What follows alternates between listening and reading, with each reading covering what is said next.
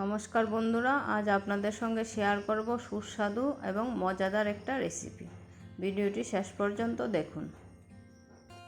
আজ এই ডিমি কুমড়ো দিয়ে একটি রেসিপি তৈরি করে আপনাদের সঙ্গে শেয়ার করব। দেখুন বন্ধুরা, প্রথমেই আমি ডিমি কুমড়োটা কীভাবে কেটে নিলাম। আমি বীজের অংশটা ভালো করে ফেলে দিয়েছি আর বাকি অংশটা ভালো করে কেটে নিয়েছি।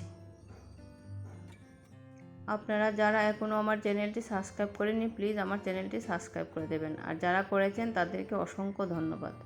ভিডিওটিতে একটি লাইক দিয়ে কন্টিনিউ করবেন প্লিজ।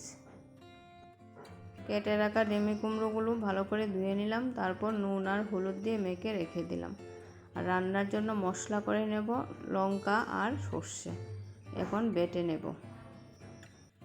ডিমি কুমড়ো জল জাতীয় সবজি, তাই নুন হলুদ দিয়ে মেখে রাখার পর অনেকটা জল বের হয়েছে। জলটা ফেলে কুমড়োগুলি হালকা করে একটু ভেজে নেব। যারা পেজ থেকে আমার ভিডিওটি দেখছেন, আপনাদের যদি আমার রেসিপিটি ভালো লেগে থাকে তাহলে আমার পেজটা ফলো করে দেবেন প্লিজ। দেখুন বন্ধুরা, মশলাটা বেটে নিলাম আর এদিকে ভাজাগুলো প্রায় হয়ে এসেছে। এখন নামিয়ে নেব। আর এই তেলের মধ্যে দিয়ে দিব পুরনে দিয়ে দিলাম কালো জিরে, আর দিয়ে দিলাম বেটে রাখা সর্ষে আর কাঁচা লঙ্কা। তারপর দিয়ে দিলাম পরিমাণ মতো নুন আর হলুদ। তারপর মশলাটা হালকা করে একটু কষিয়ে নিলাম। এখন দিয়ে দিলাম ভেজে রাখা ডিমি কুমড়োগুলো দিয়ে একটু ভাজা ভাজা করে তারপর দিয়ে দিব অল্প জল। যেহেতু কুমড়োগুলি ভাজার সময়ও সিদ্ধ হয়ে গেছে, তাই বেশি জল দিতে হবে না, অল্প জল দিলেই হয়ে যাবে।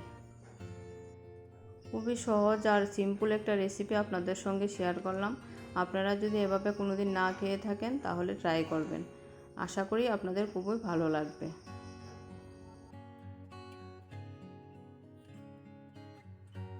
সবশেষে দিয়ে দিলাম অল্প চিনি, যেহেতু নিরামিষ রান্না। আমার রান্না হয়ে গেছে, এখন নামিয়ে নেব।